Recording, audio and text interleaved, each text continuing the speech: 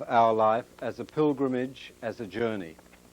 And I think it's worthwhile just refreshing ourselves on the theme. There's a beautiful text of Gregory the Great in his Gospel homilies. No, sorry, it's Moralia 23:47.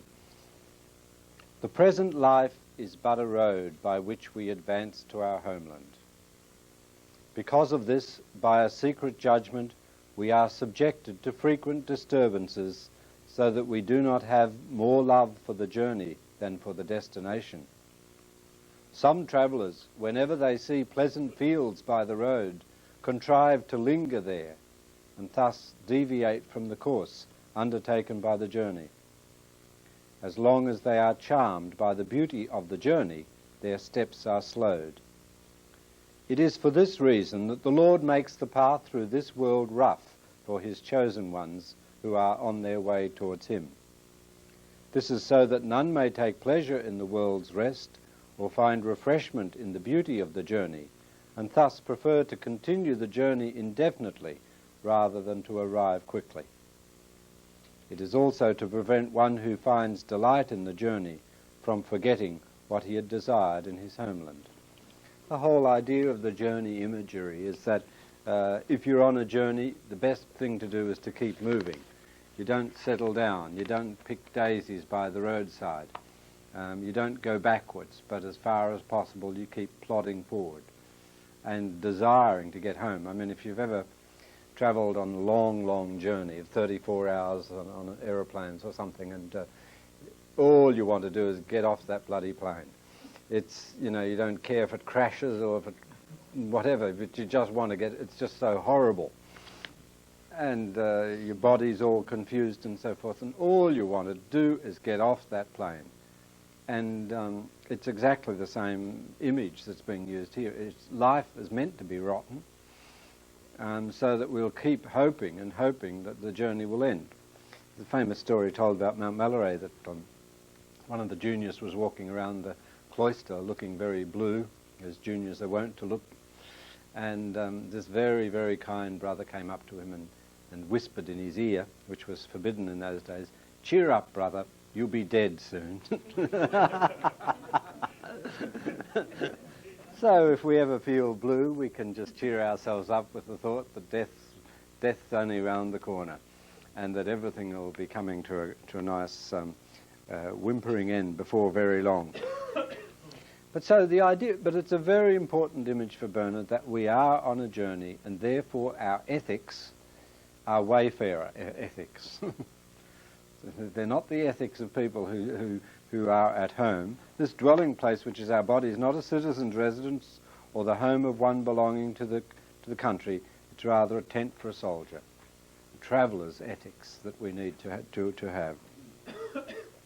He says the reason for our unhappiness, the reason for the problems and the darkness, is that while we're in the body, we can never be fully in the light.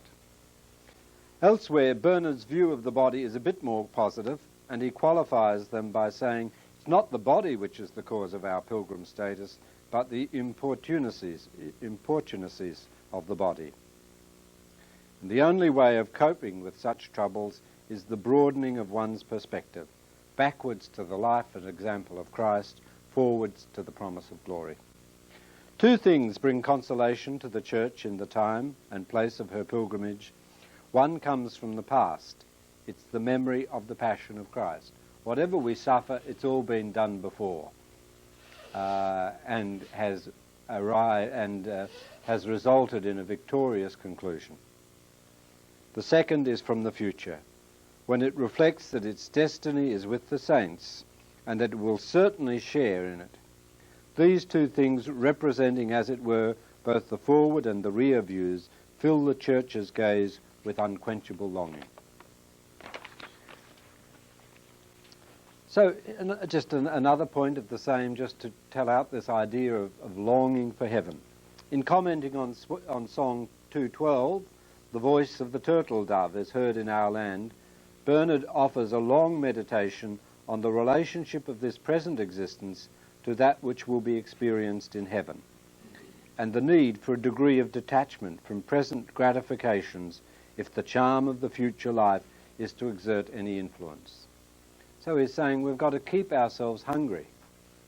You know, don't eat biscuits because they'll destroy your appetite, as I was told about 25,000 times when I was a small boy.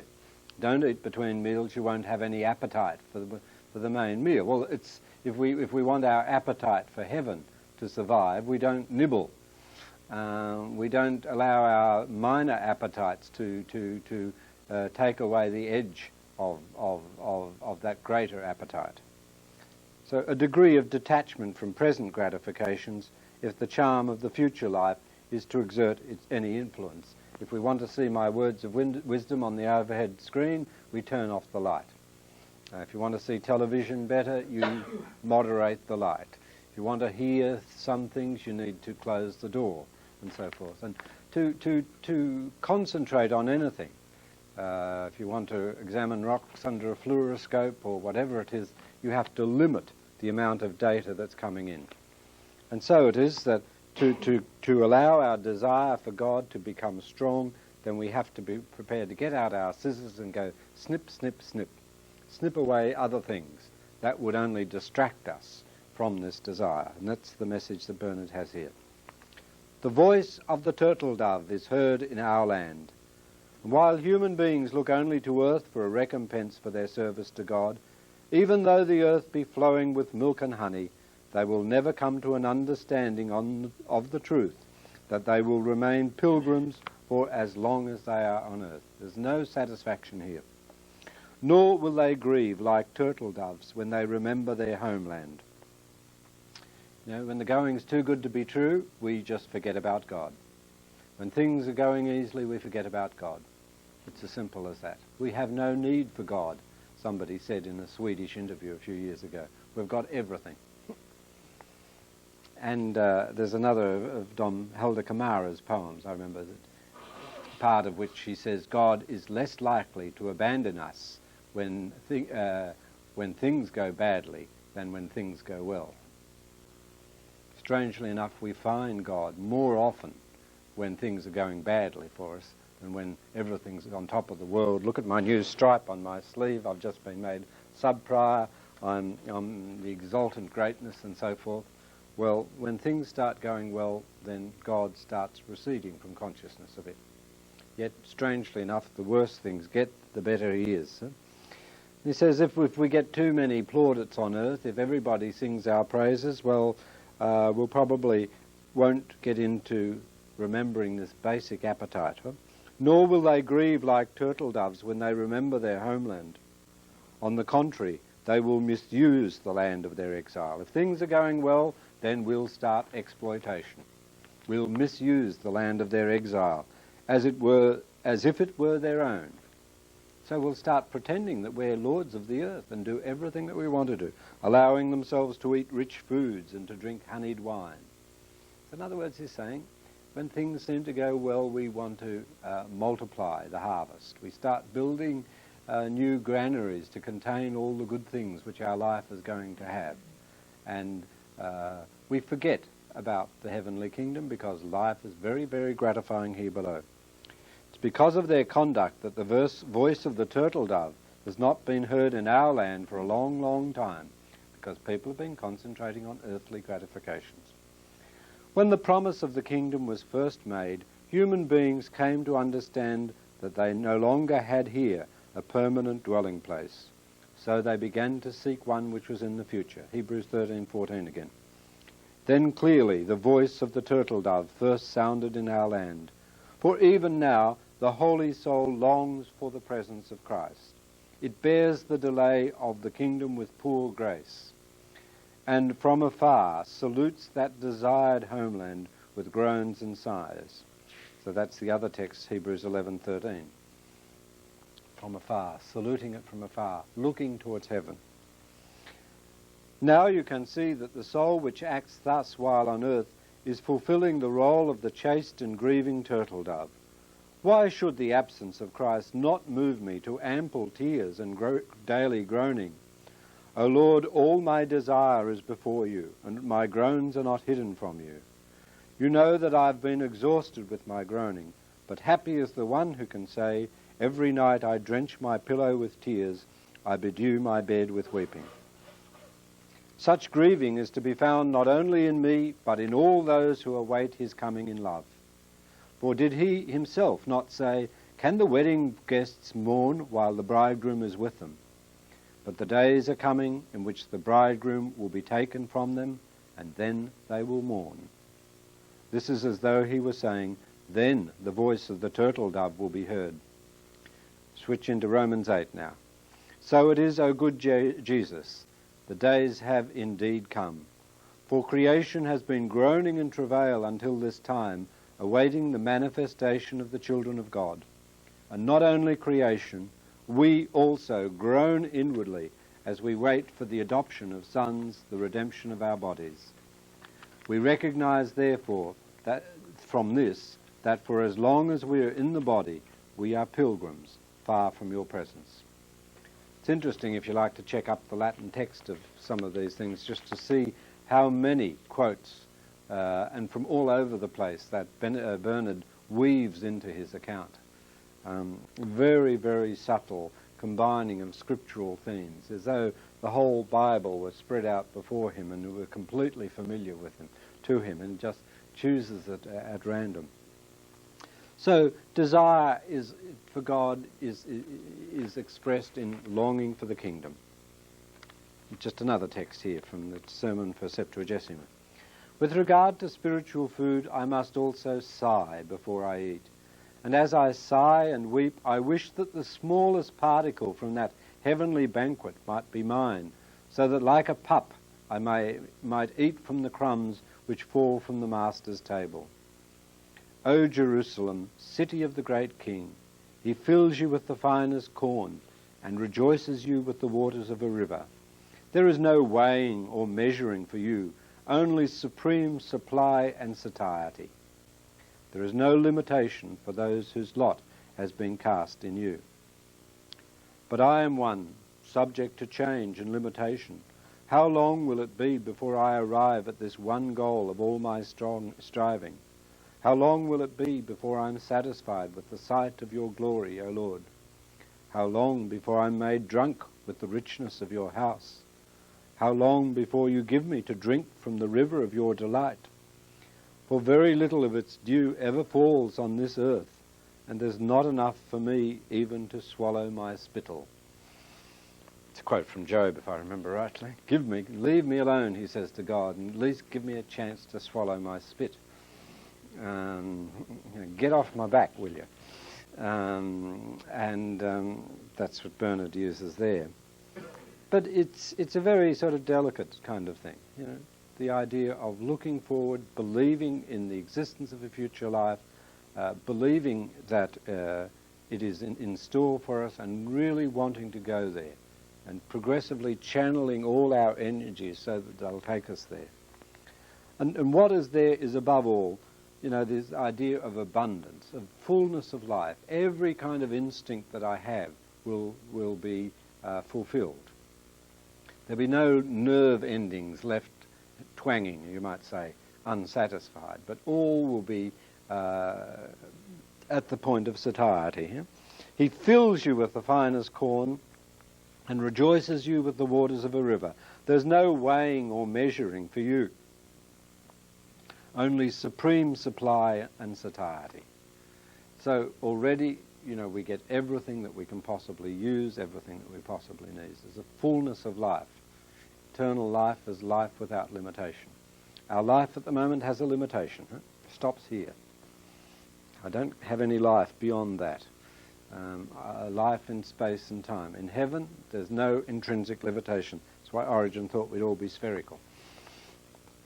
Following the African fathers, Bernard habitually combines the theme of peregrinatio, or patria, with that of the heavenly Jerusalem, the city of God and opponent of Babylon. We'll see a bit more about this afternoon. When it comes to describing heaven, Bernard tends towards lyricism, brilliantly interweaving disparate strands of scriptural imagery, but always under control, never bizarre. When a lot of people talk about heaven, all their own kinks tend to come to the fore.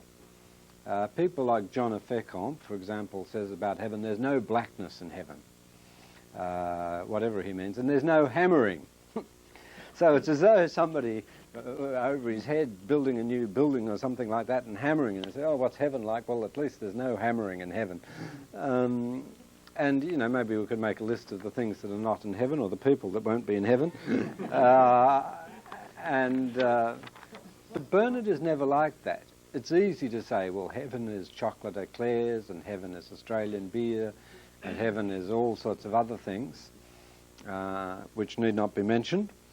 But Bernard is not like that. He doesn't just let his imagination and his fantasy go, especially, but he weaves together scriptural themes. And some of these texts that we're going to see are mind-boggling, just technical accomplishments of being able to choose texts and put them together in a lyric whole. It's quite extraordinary. So the first one, the deep happiness, and what Bernard stresses, and I don't like a word like beatitude, which always reminds me of Thomas Aquinas. Beatitudo as being a kind of ultimate goal of human life, but it seems a very esoteric, angelic form of happiness, and I prefer to use the word happiness. The deep happiness of the heavenly homeland, for which our earthly pilgrimage continues to sigh, transcends not only every human sense, but even the understanding of the heart. Let no one doubt this, even though he's a believer in name alone. He's saying, think of the happiness of heaven. That is much more than you can ever hope for. It's much more than you can ever imagine, much more than you can ever experience. But he says, listen, believe in this. If you have to believe in almost nothing, at least believe in this. Let no one doubt this, that there is a heaven, even though he be a believer in name alone. Now, I'll just read a couple of these ones here. This is from De Diversis 42, which is the one that we read from the other day about variety and alternation in the community. So this is the same sermon. O blessed region of the angel hosts, in which the blessed Trinity is seen by the blessed, face to face, and where those lofty armies never cease to cry out with lofty applause, Holy, holy, holy, Lord God of power and might. A place of delights, where the just are given to drink from the river of delights. A place of splendour, where the just shine forth with all the brilliance of the night sky. A place of happiness, where eternal joy is on their heads, a place of plenty, where nothing is wanting to those who see him, a place of sweetness, where the Lord sweetly makes his presence known to all, a place of peace, where the marvels of his deeds are evident, a place of satiety, where we are satisfied when his glory is revealed, a place of vision, where a great sight is seen. O sublime and richly endowed region, from this valley of tears do we send up our sighs to you, where there is wisdom with no trace of unknowing, where there is mindfulness with no forgetting, where there is understanding without error, and where the power of insight shines unfettered. This is the region where the Lord himself goes round ministering to all the elect, manifesting himself to them as he really is. It's here that God will be all in all, and where the whole created universe in wondrous array will give glory to the Creator and joy to the creature. Therefore, O spiritual soul, run through this region with the eyes of desire, and see the King of Kings in his glorious array, attended by the legions of the angels and adorned by the armies of the saints. See him putting down the proud and exalting the lowly. See him condemning demons and redeeming human beings. And then say to him, Happy are they who dwell in your house, O Lord, forever singing your praise.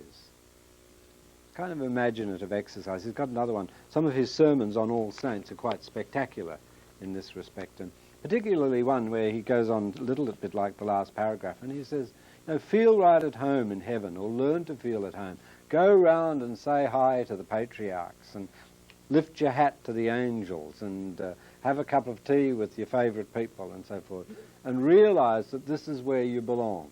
This is where you're going to be. You're up there with the greatest, as they used to say about Mohawk Airlines, which is no longer up there with the greatest, but a tiny little feeder airline in I think it was upstate New York somewhere, but I remember going on 71, but they had this motto, up there with the greatest. But they certainly used the same airspace as the major airlines, but they didn't seem to stay there long. But what we're being told by St. Bernard is to consider that we're up there with the greatest and to feel at home. And I've already mentioned that other sermon for All Saints where he says that heaven is not worth living until I get there. You know, they're really waiting and cheering me on, as it were. You know, as I stumble up the road to heaven, that all the saints, the sense of being loved by the saints and so forth, very important for Bernard.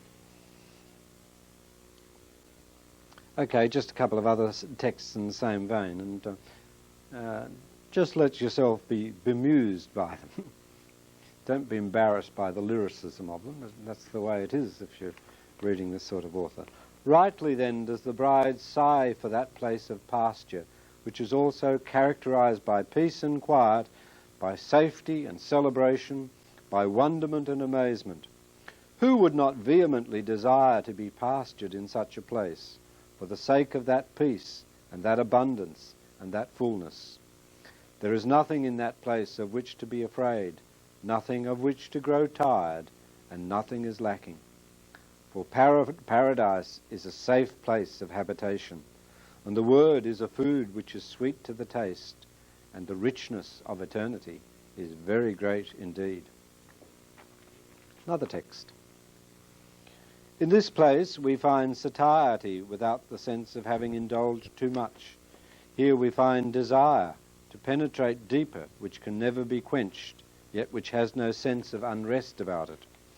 Here we experience that eternal and incomprehensible desire which yet knows no lack. And finally, here is that state of sober intoxication which does not come from drinking wine.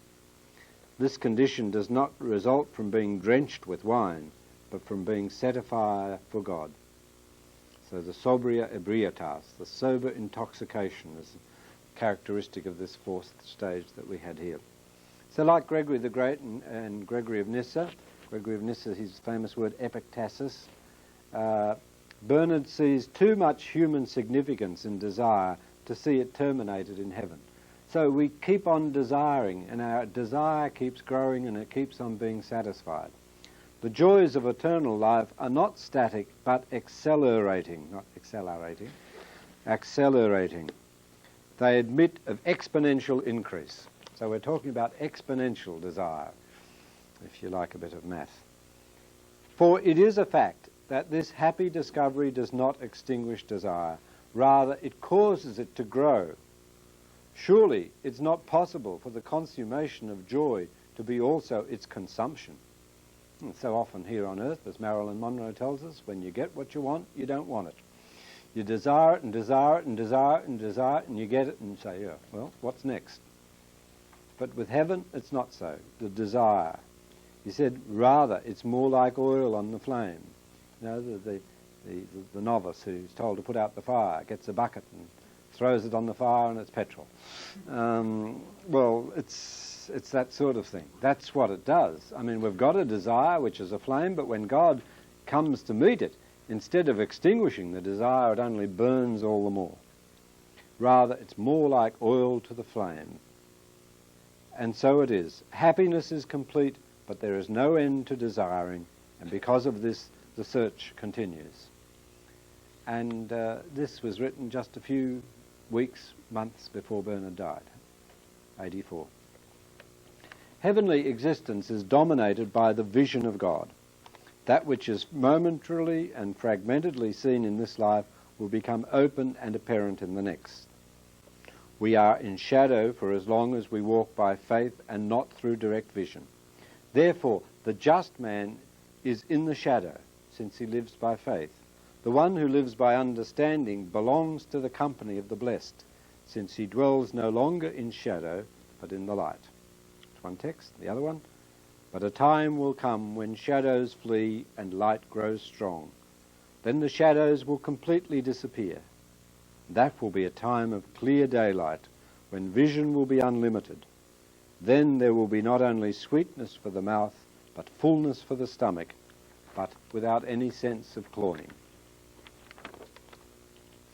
So the theme of the vision of God leads to that of the consequent transformation of the human person. Begun in this life under the impulsion of grace, the process by which man reflects the glory of God is brought to completion. For Bernard, this involves concretely the resurrection of the body, now fully responsive to the spiritual soul, no longer enslaved to sin and worldly passions, but remade in the image of the radiant, glorious body of Christ. So it's an important theme. And it's also interesting that Bernard, William of St. Thierry, and other Cistercians really believe that a person who is responsive to grace becomes beautiful, even in this world. And I think it's a theme that we need to recall for ourselves, that if by being responsive to grace we become beautiful, then by not being responsive to grace we become ugly. So, exercise 1. Look in the mirror. What do you see there? Perhaps we show more on our face than we would be prepared to admit. But the process of progressive submission to grace, obedience, the obedience of faith, is one which makes us beautiful, which progressively transforms us, and that begins even in this life. There are just 3 further aspects of Bernard's eschatology which we have treated elsewhere, which are treated elsewhere. I'll touch on 1 or 2 of them here. The first is the practical and devotional utility of developing a mindfulness of heaven. In Bernard's view, one of the reasons why people become sad was simply that they have forgotten heaven. They're concentrating on their own problems, they're concentrating on the difficulties of life, and don't really have a strong, grounded faith in the reality of heaven. You remember that text we read from Supercantica 11:12 on, turning aside from troubled reflections on your own ways and looking to the good things God has done. Here is another one. It's based on the 2 disciples of Emmaus. This is 32:4, Supercantica. There are people who grow tired in their zeal for spiritual things and as a result become gradually lukewarm. Know anybody like that? There are people who grow tired in their zeal for spiritual things and as a result they gradually become lukewarm. Defective in spirituality, they walk sadly along the ways of the Lord. So they're plodding along very, very sad. With a heart that is dry and without enthusiasm, they do what they're instructed, but they grumble often. I mean, I think you've probably seen somebody, at least, like this, if only when you looked in the mirror. And he said, what are you going to do about this situation? People who do what they're told and drag along and say, St. Job II. Well, Bernard says, the solution is, he looks at the 2 disciples of Emmaus and he says, it's the same thing there. It may happen that he who is from heaven may begin to speak to us about heaven, singing the dear songs of Zion and telling us all about the city of God and the peace of that city and about the permanence of that peace and about eternity itself. And then I tell you that such a happy account will carry the sluggish and sleepy soul along with it. The result will be that it will remove all disgust from the soul of the hearer and all tiredness from body as well. You notice what he's saying is that very often tiredness of body and a distaste for spiritual things simply comes from the fact of having forgotten heaven. That we need to look at our life as a life that is on the way to heaven. And if we don't look at it in that way, we'll just come utterly preoccupied with the present and the immediate future. How we're going to fill in the few years between now and the time that we fall off the perch. Are we going to make ourselves famous and comfortable and so forth? Or are we going to spend that time seeking for a kingdom which is beyond? When we begin to remember heaven, the result will be that it will remove all disgust or distaste from the soul of the hearer. I think the word there is tedium. All this kind of, can't stand this stuff, this spiritual stuff. Prayer is for others, readings for others, everything is for others, but not for me, because every time I go it makes me sick. And that kind of thing. The more I do it, the yuckier it gets. Well, if that's the situation, and kind of tiredness of body, I think I have a nice text from Aylred. Now they come to the divine office, Garrick, sorry. Now they come to the divine office and doze. They give themselves to idle and pernicious thoughts. They sit down to read, but yawn at the book. They listen to the sermon, but find it difficult to pay attention. Everything is always a drag. And so he says it's simply they've lost the focus of what their spiritual life is meant to be about. Everything is a drag, everything is heavy, no matter how spiritual, no matter how exciting. So that's the first extra theme that we could develop, but we're not going to have time to develop here.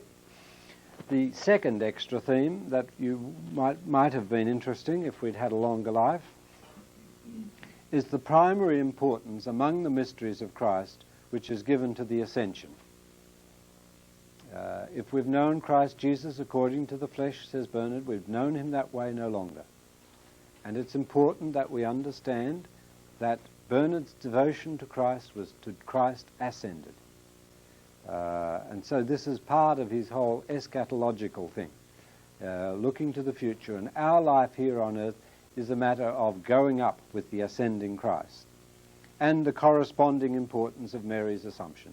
Peter of Cell and Peter Abelard both attribute the choice of Mary, Queen of Heaven and Earth, and assumed into heaven as the patroness of the order to Bernard's influence. Whether that's correct or not, we don't know, but it was said to be. And finally, another thing that we could talk about is the fact that the heavenly life is begun during the present life, through prayer, moral living, and especially in monasticism. So the last things are in the process of being realized.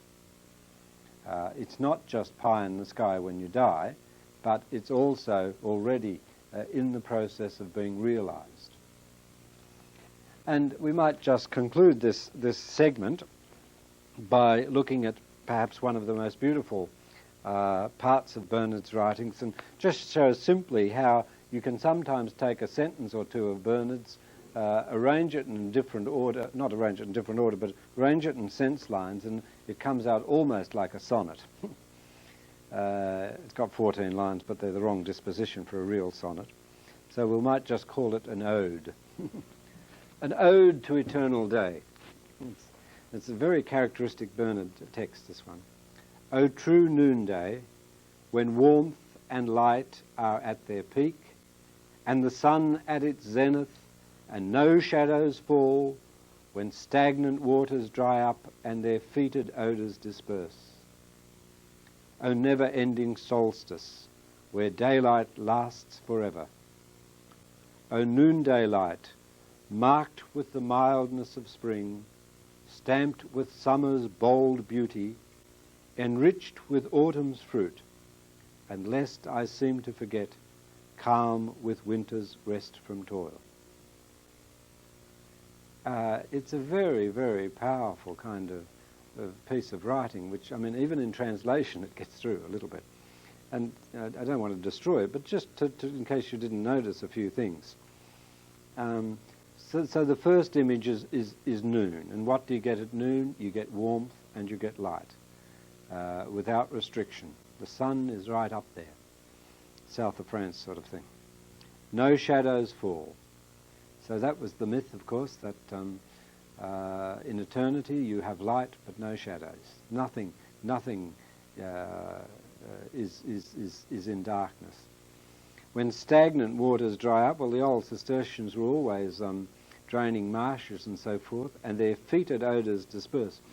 Now, one of the most prominent features, we'll have to check this out on the portrait, but one of the most prominent features of Bernard was his nose. At least his favourite sense was his nose. And I'm building up more and more data on this particular subject.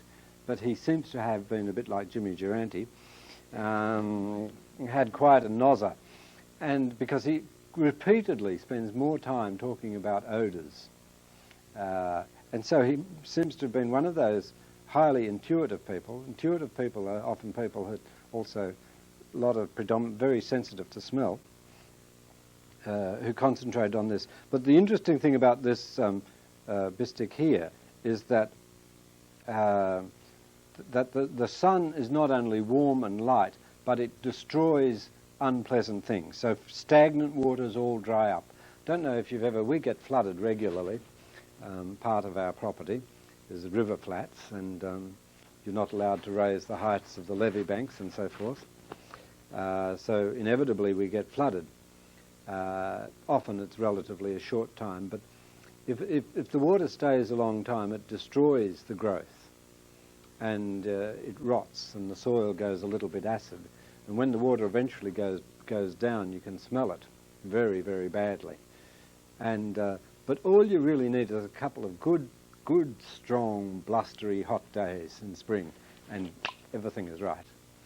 You know, just a good burst of heat will soon get rid of all the smells and all the moistures. And I think this is what Bernard is talking about, that the light of eternity is so strong that even though we traipse into heaven smelling, even though we feel that we are still pretty smelly because of our sins and who we are, that the light and the warmth is so strong that fetid odours disperse. Then the second thing, the length of the day.